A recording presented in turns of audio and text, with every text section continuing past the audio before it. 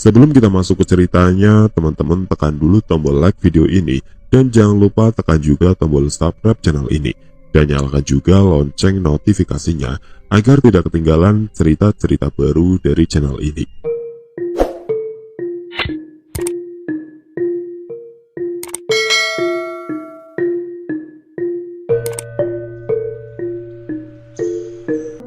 Siluet yang berbentuk dari jilatan api unggun membuat bayangan sosok-sosok mereka terlihat hilang, muncul, dan tampak menyeramkan. Sementara di sisi lain, Johnny terlihat masih duduk bersandar di pohon. Laki-laki itu tidak bergerak, kepalanya tertunduk, kelihatannya sudah tertidur. Andi dari tadi memperhatikan gerak-geriknya. "Lang, aku curiga sama laki-laki itu," bisik Andi sambil melirik ke arah Joko. "Aku tahu dia pasti punya maksud tersembunyi, aku yakin itu."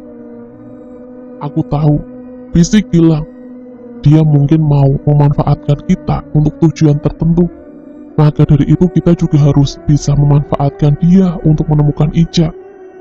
Andi masih terlihat tidak tenang. "Kita butuh dia, Andi. Dia satu-satunya yang tahu hutan ini. Yang penting kita harus selalu waspada dan saling menjaga satu sama lain." Andi menghela nafas panjang. "Entahlah, perasaanku gak enak." "Sudah, kamu tidurlah dulu, biar aku yang jaga. Pertama, nanti ku bangunin saat giliranmu jaga." "Oke, tapi ingat, ntar kalau kamu ngantuk, langsung bangunin aku." "Beres." Andi pun masuk ke tendanya, dan tidak berselang lama kemudian, suara dengkuran dari dalam tenda pun sudah terdengar. Malam semakin merangkak, kegelapan pun terasa semakin pekat di dalam hutan. Gilang menambah beberapa ranting ke dalam api unggun yang mulai mengecil apinya. Dingin sekali, gumamnya sambil merapatkan hoodie jaketnya. Sama seperti Andi, Gilang juga merasakan hal yang sama. Suasana hutan di sekitar mereka saat itu terasa begitu aneh. Terlalu sunyi, bahkan tiba-tiba saja hidungnya seperti mencium bau busuk yang menyengat, seperti bau bangkai. Gilang seketika menyalakan senternya dan mengarahkan sorot lampunya ke sekitaran ia duduk. Tetapi ia tidak melihat ada sesuatu yang mencurigakan, hanya kabut yang tampak semakin tebal. "Aneh, bau dari mana ini?" gumamnya sambil menutup hidungnya. Yang lebih aneh, aromanya tercium seperti sangat dekat. Hingga Gilang merasa mual. Bulu kuduk Gilang pun seketika merinding. Bau busuk itu tentu tidak begitu saja muncul dengan sendirinya. Seandainya Gilang bisa melihat seperti Jenny, maka ia akan melihat bahwa saat itu ada sosok pocong yang duduk persis di sebelahnya, di mana wajah busuk penuh belatung di balik kain kafannya yang terbuka berada sangat dekat dengan wajah Gilang. "Lang, Gilang, bangun!" Gilang tersentak bangun ketika ia merasa ada yang menampar pipinya serta mengguncang-guncang kasar pundaknya. "Bangun, Lang!" teriak Andi. "Aduh, apakah aku ketiduran?" Gilang menggosok matanya. Ia tak habis pikir bagaimana ia bisa sampai ketiduran. "Kenapa kamu tidur? Bukankah aku udah bilang, kalau ngantuk bangunin aku?" Andi nampak panik, membuat Gilang yang belum sadar betul bertambah bingung. "Iya, sorry Ndi, aku nggak sadar kalau aku ketiduran." Jenny tidak ada di dalam tenda," teriak Andi. Nampak jelas kekhawatiran di wajahnya. "Apa?" Kali ini Gilang kaget bukan main. Kesadarannya seketika pulih. "Kemana dia? Laki-laki itu juga tidak ada di tempatnya," teriak Andi sambil menunjuk pohon tempat bersandar Joko sebelumnya. Opor dan dirigennya juga tidak terlihat. Apa juga ku bilang, laki-laki itu pasti punya maksud tertentu. Dia pasti merencanakan sesuatu sejak awal. Aku tahu itu." Andi terlihat sangat panik. Gilang juga tidak kalah khawatir dengan hilangnya Jenny. Tidak mungkin Jenny pergi buang air tanpa membangunkan dirinya atau Andi. Peralatan Jenny juga masih berada di dalam tenda, bahkan HP-nya juga masih tergeletak di sana. Apakah Joko telah menculik Jenny? Membayangkan itu Gilang gelisah dan merasa sangat bersalah karena ketiduran pada saat itu, yang seharusnya ia yang berjaga. Terdengar Andi mengumpat-umpat sendiri. Ayo Lang, kita harus segera mencari Jenny, sebelum laki-laki itu membawa Jenny semakin jauh. Gilang sangat memahami kepanikan Andi, mengingat sahabatnya itu memang ada hati yang tengah PDKT dengan Jenny. Gilang sebenarnya sudah beberapa kali mengingatkan Andi agar secepatnya mengutarakan isi hatinya. Tetapi melihat respon Jenny yang cuek, Andi selalu menunda niatnya. Nantilah, ada yang masih mengganjal di hatinya. Selalu itu yang dikatakannya, yang Andi tidak pernah berterus terang apa yang dia maksud masih mengganjal di hati Jenny. Kita bikin obor dulu untuk menghemat baterai senter, usul Gilang. Mereka berdua tahu, api selain berguna untuk menerangi kegelapan, juga bisa digunakan sebagai pertahanan diri dari binatang buas. Mereka kemudian membuat 2 buah obor dari ranting dan kain. Beberapa saat kemudian, obor telah dinyalakan dan rangsel berisi peralatan pun telah mereka bawa di punggung. Gilang menengok jam di pergelangan tangannya. Pukul 9 malam, berarti belum lama sejak Gilang tertidur.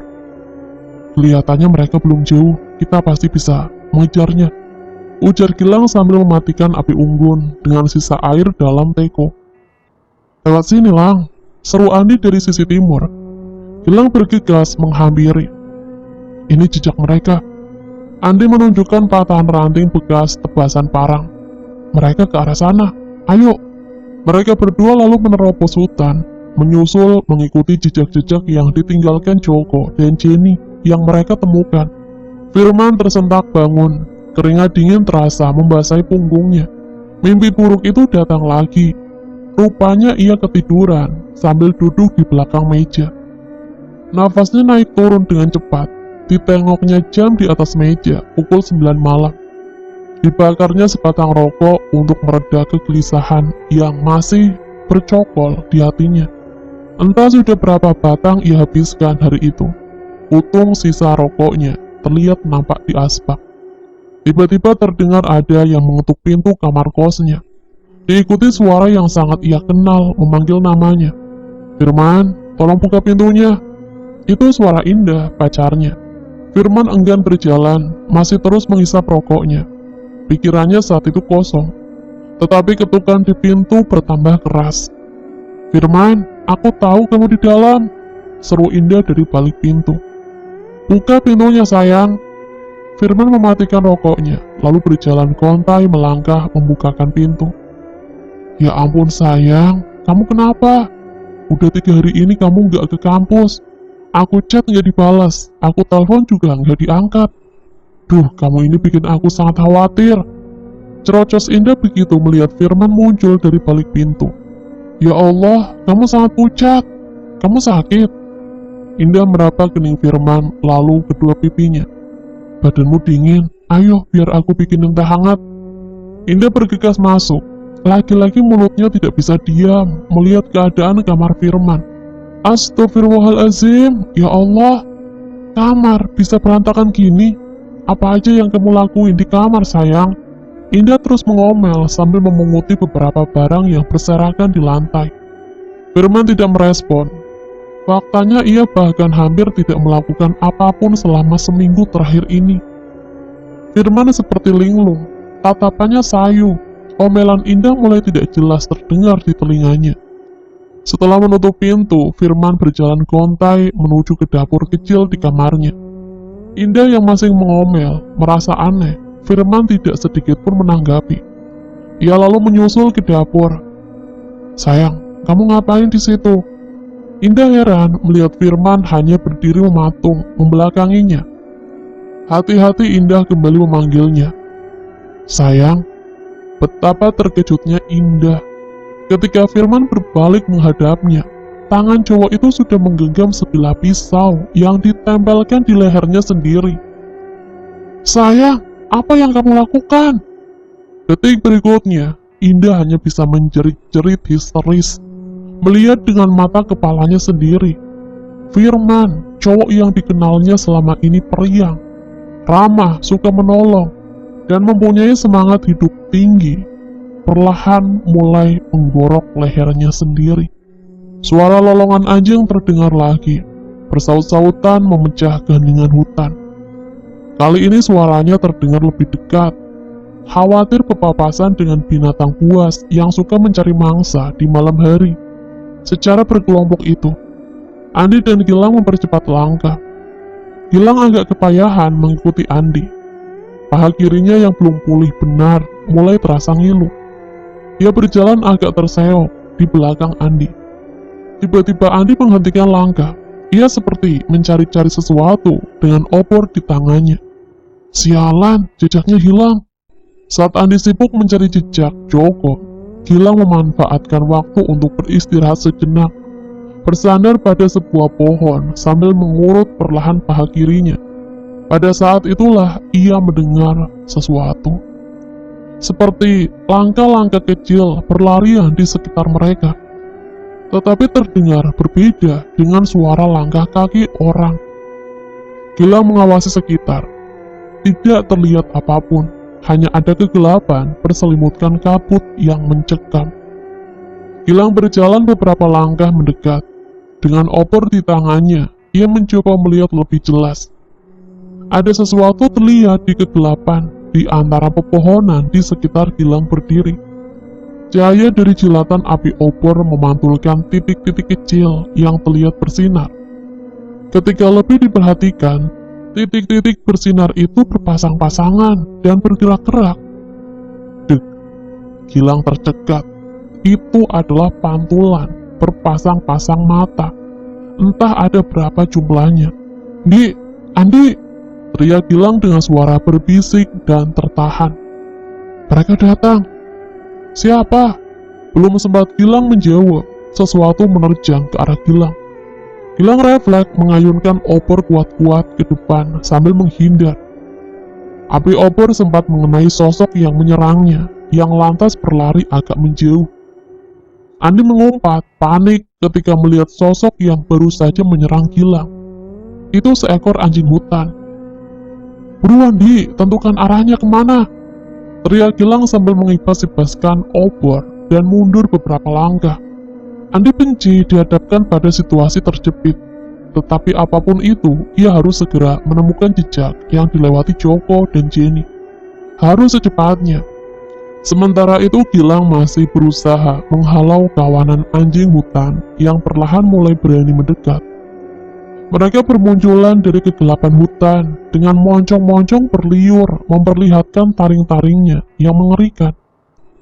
Gilang harus ekstra waspada, tidak boleh lengah sedikit pun karena anjing hutan liar akan menyerang memangsanya secara berkelompok. Buruan Di, aku nggak bisa menahan mereka lebih lama. Tiba-tiba seekor menyerang dari sisi kiri, disusul seekor lainnya menerjang dari sisi kanan. Dengan gesit, Gilang menghantamkan api obor ke arah keduanya. Tetapi ketika seekor lagi datang menerkam di sisi depan, Gilang panik. Ia tidak sempat lagi mengayunkan obor.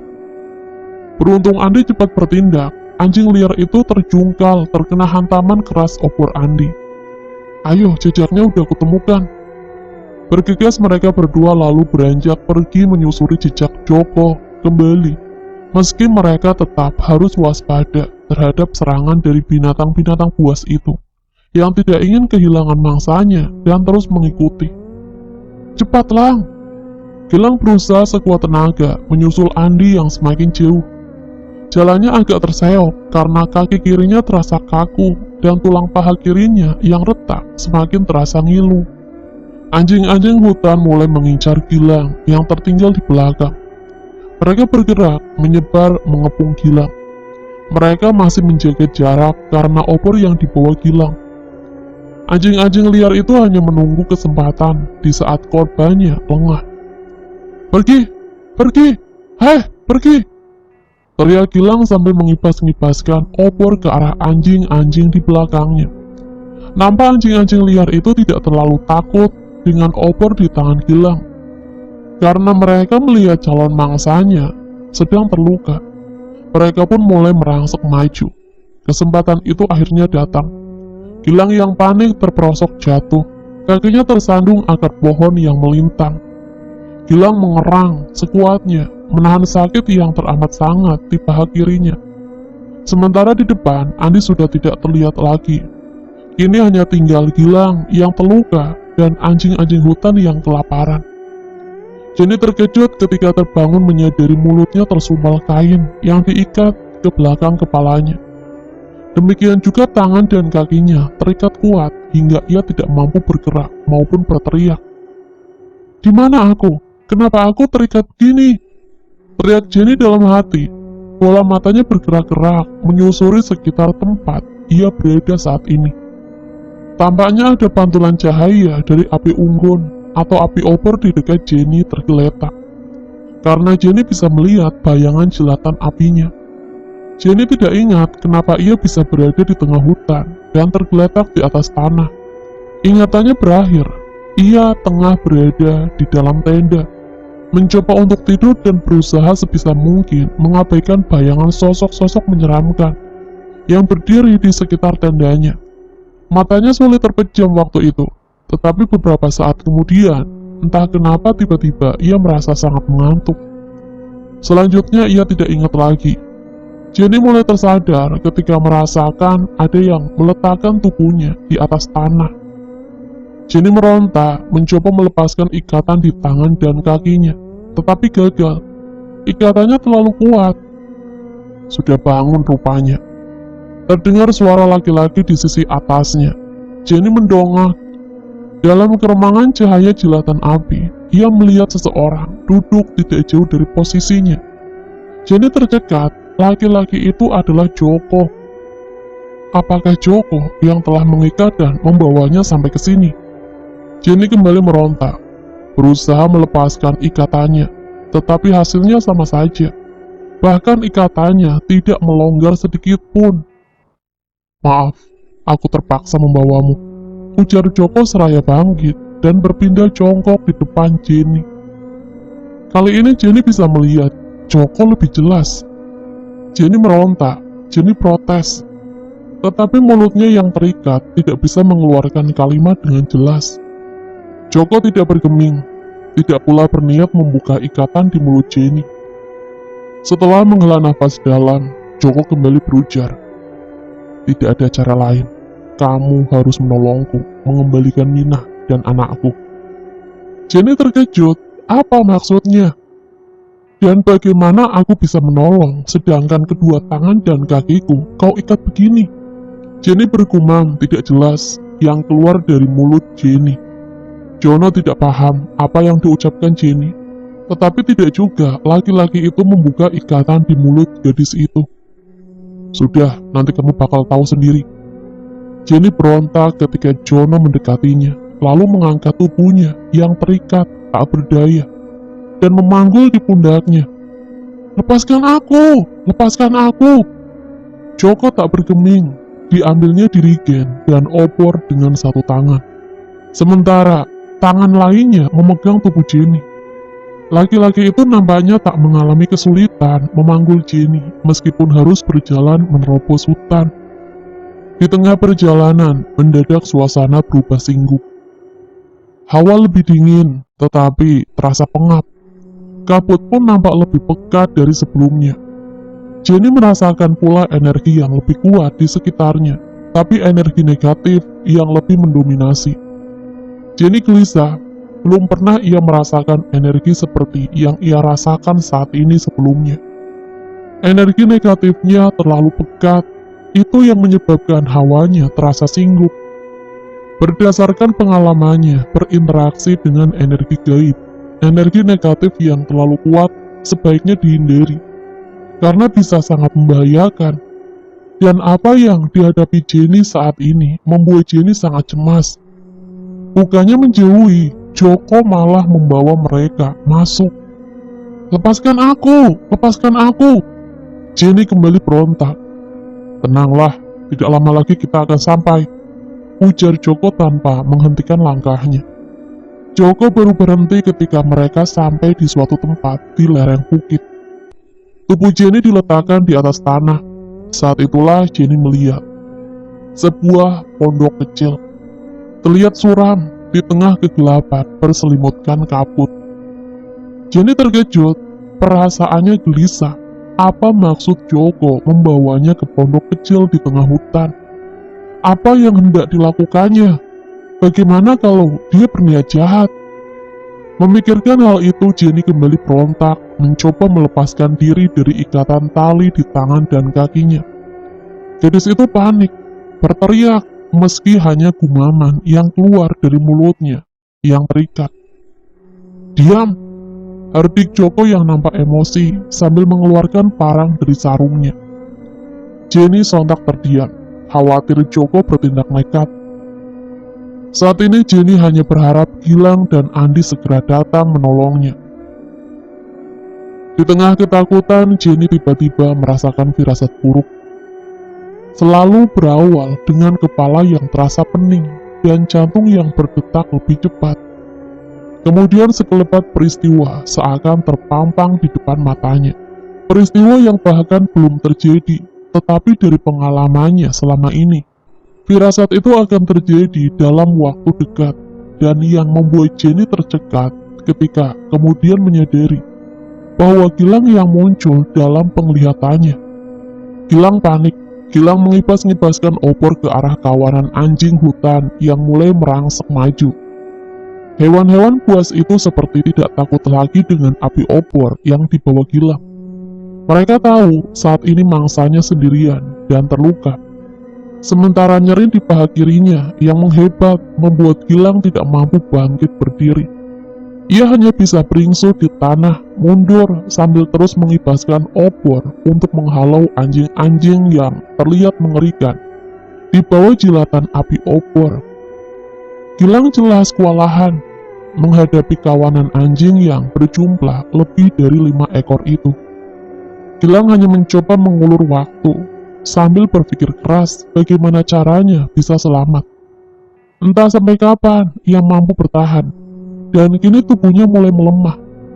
Keberuntungan Gilang pun habis. Seekor anjing berhasil menggigit kakinya dan berusaha menyeret tubuhnya. Gilang mengibaskan obor dan berhasil menghantam kepala si anjing. Binatang itu mundur, hilang di balik gelap dan kabut. Tetapi seekor yang lain datang menerkam tangan kanan Gilang yang memegang obor, dan seekor lagi kembali mengincar kakinya. Serangan mereka begitu cepat hingga Gilang tidak mampu menghindar. Obor di tangannya pun terjatuh. Beruntung api tidak serta-merta padam sehingga keadaan tidak sontak gulita. Namun di sisi lain, keadaan yang masih cukup tegang oleh api obor membuat Gilang harus menyaksikan kengerian di depan matanya.